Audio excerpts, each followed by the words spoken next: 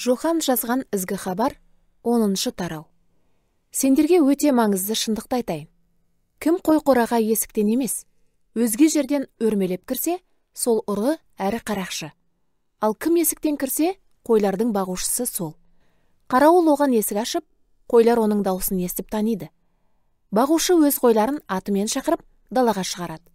Шығарған соң олардың алдында жүріп отырады. Ал қойлары соңынан ереді. Өткен олар оның даусын таниды. Олар бөтен кісінің соңынан ермей, одан қашады. Себебі оның даусын танымайды. Осы астарлы сөзді Иса Яхуди діндарларына айтып берді. Бірақ олар оның не айтқанын түсінген жоқ. Сондықтан Иса сөзін жалғастырып, былай деді. Сендерге өте маңызды шындықты айтамын. Қойлар кіретін есік менмін. Менен бұрын келгендердің бәрі ұрылар, әрі қарақшылар болатын. Бірақ қойлар оларға бағынған жоқ. Мен есікпін. Менен кіргендер құтқарылады. Олар емін еркін кіріп шығып, жайылым табады. Ұры ұрлап, сойып, құрту үшін келеді.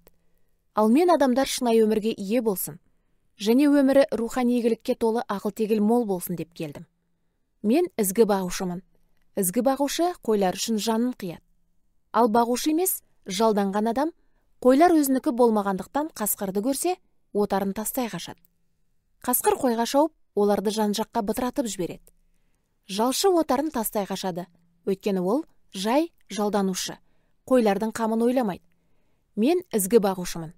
Әкемнің менің әкемді жақсы білетініміз сияқты. Мен қарамағымдағыларды жақсы білемін. Олар да мені жақсы біледі.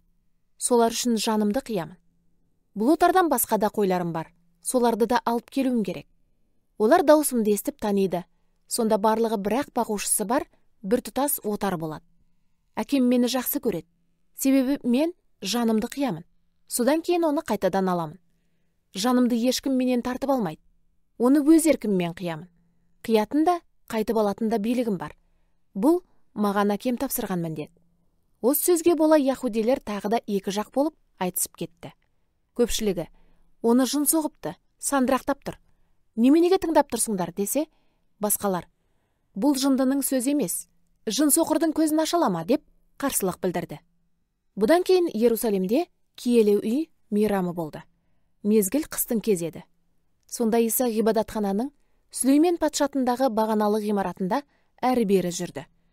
Яхуди діндарлары оны қоршап алып, қашанға дейін бізді еліктіріп алаңдатып қоясыз? Құтқарушы мәсіх болсаңыз, ашығын айтыңыз деп талап етті. Иса оларға былай деп жауап берді. Мен оны айттым ғой, ал сендер сенбедіңдер. Әкемнің атынан істеп жүрген істерім менің сол екеніме айғақ. Бірақ сендер сенбейсіңдер.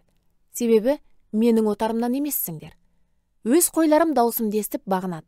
Мен оларды жақсы білемін. Олар маған еріп жүреді. Соларға мәңгілік өмір беремін. Олар ешқашан жойылмайды. Ешкім оларды менің қолымнан тартып та алмайды. Оларды маған берген әкем бәрінен де ұлы. Ешкім соларды әкемнің қолынан да тартып ала алмайды. Әкем екеуміз бір тұтаспыз. Сонда діндар яхудилер оны таслақтырып өлтіру үшін тағы да жерден тас алды. Иса оларға, көз алдарыңда әкем тапсырған көп игі істер істедім. Солардың қайсысына бола мені таслақтырып өлтірмексіңдер, деген сұрақ қойды. Діндар яхудилер, сені игісің үшін емес, Құдайды қорлағаның үшін таслақтырып өлтірмекпіз. Сен адам бола тұра өзіңнен Құдай жасағың келеді деді. Иса оларға былай деп жауап берді. Өздерін құрметтейтін киелі жазбада Құдайдың билерге арнап мынаны айтқаны жазылған.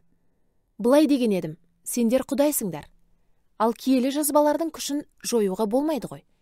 Сонымен Құдай өзінің сөзі жеткен сол билерді Құдай деп атаған. Онда мен Құдайдың рухани ұлымын десем, қалайша Құдайды қорладың деп айта аласыңдар. Өйткені әкемнің өзі мені ерекше тағайындап, осы дүниеге жіберген. Егер әкемнің маған тапсырған істерін істеп жүрмесем, маған сенбей-ақ қойыңдар. Ал егер мен оларды істеп жүрсем, тіпті өзіме сенгілерің келмесе де, істеген істеріме сеніңдер. Осылай сендер әкемнің менің әкеммен тығыз байланыста екенімізді түсінесіңдер. Содан олар Исаны тағы да тұтқындамақ болды. Бірақ ол араларынан сытылып шығып кетті. Мұнан кейін Иса қайтадан Иордан өзенінің арғы бетіне, бұрынырақ Жақия пайғамбар шомылдыру рәсімін орындаған жерге барып, сонда қалып қойды. Исаның қасына көптеген адамдар келіп, былай десті. Жақия ешқандай керемет істеген жоқ. Бірақ оның мына кісі туралы айтқандарының бәрі де шындық. Сол жерде жиналғандардың көбі Исаға сенді.